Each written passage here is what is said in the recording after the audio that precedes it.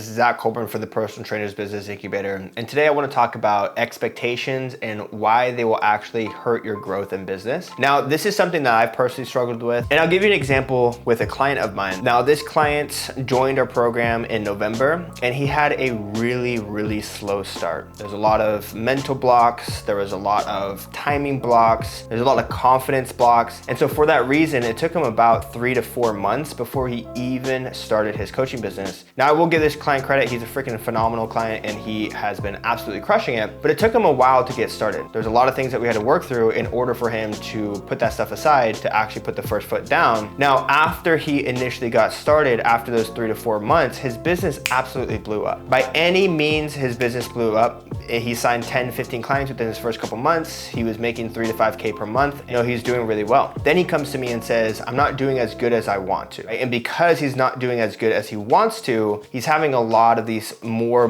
mental blocks and is just unhappy with where he's at. And I had to remind him, like, dude, look at where you were just 6 months ago. You hadn't even started this, and then you started it 3 months later, and then your business is absolutely doing well. And he's like, yes, but I want more, right? And this is the classic dilemma of any successful business owner or entrepreneur in the space, and this is something that I deal with myself, is that your expectations will always create a gap from where you are. And this is something that I personally struggle with in the sense that we're right here, but I want to be right here. And that space is uncomfortable because you have the expectation on yourself to perform at a certain level, but no one else is expecting you to do that. On pen and paper, you're actually doing fantastic by any means. Because you're creating this vision in your head of where you expect yourself to be, you're not where you want to be, and that's creating a lot of uncomfortableness and a lot of anxiety and a lot of maybe just unhappiness with where you're at. So one of the tips that I gave him was to look at his life on paper. Write down your life on paper and read it as if you were someone else reading your life. And when you do that, you give yourself an outside perspective, because when people look at your life and the things that you've accomplished and where you're at, they don't have the same expectations for you as you have for yourself. Most of the time, the expectations that you put on yourself are put on by yourself and not by other people. And so when you look at your life from an outside perspective, you're able to have a perspective in the sense that, like, this is all fresh and wow, this is actually really impressive. One of my favorite things to do, and this is kind of a conceited thing, but I'm gonna be